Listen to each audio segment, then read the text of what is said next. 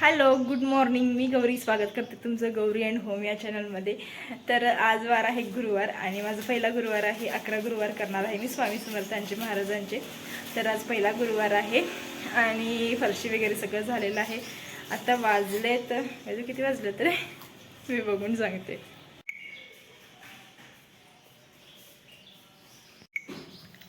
आता वाजलेत 9 आणि फरशी पुसून झालेली आहे, देवपूजा झालेली आहे.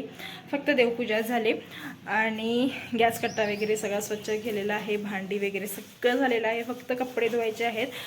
पण त्याआधी मला म्हणजे जसं की आपण गुरुवार करण्याच्या आधी संकल्प करायचा असतो, त्यासाठी नारळ आणि खडीसाखर स्वामी समर्थांच्या मंदिरात नेऊन द्यायचं असतं संकल्प करण्यासाठी.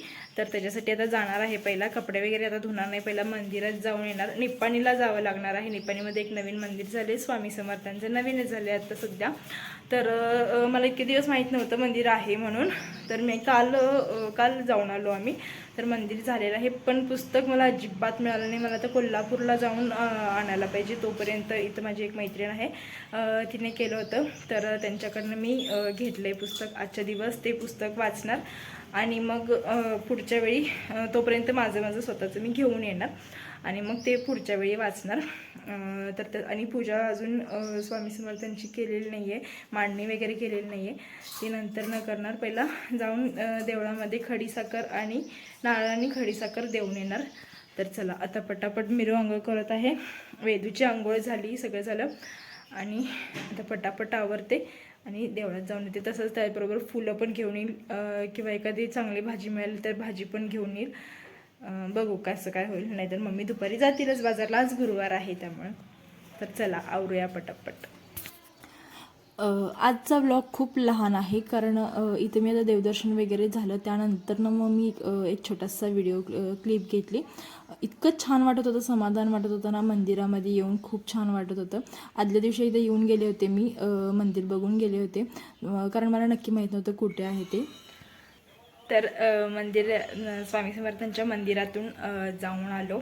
परत तिथनं आल्यानंतर ना घरातली सगळी कामं सगळे म्हणजे बाकी सगळी झाली होती. फक्त कपडे तेवढी होती. कपडे धुतले आणि काय केलं, भाकऱ्या केल्या. 50 भाकऱ्या करायच्या होत्या, भाकऱ्या केल्या. थोडं रेस्ट घेतला आणि परत आता 4 वाजलेत. तर आता परत स्वयंपाकाला लागले. पूजा मी संध्याकाळीच करणार आहे. थोडा स्वयंपाक थोडा म्हणजे जितका होईल तितका करणार आणि 6 वाजता पूजा करणार. तर आता पटापट चपात्या करून घेते. इकडं भात आणि डाळ कुकर लावलेला आहे. भजीचं पीठ, कांदा भजी करणार आहे आज. तर ते पीठ मिक्स करून ठेवले आणि आता चपात्या करते पटापट आणि मग बाकीचा सगळा स्वयंपाक करते. कधी इथं पूजा करेन असं झालं मला. आजचा व्लॉग खूप लहान आहे, खूप छोटा आहे कारण मी जास्त आज शूट केलंच नाही. कारण मी फक्त नामस्मरणात होते आणि माझं लक्ष फक्त स्वामी समर्थांच्या नामस्मरणाकडं होतं.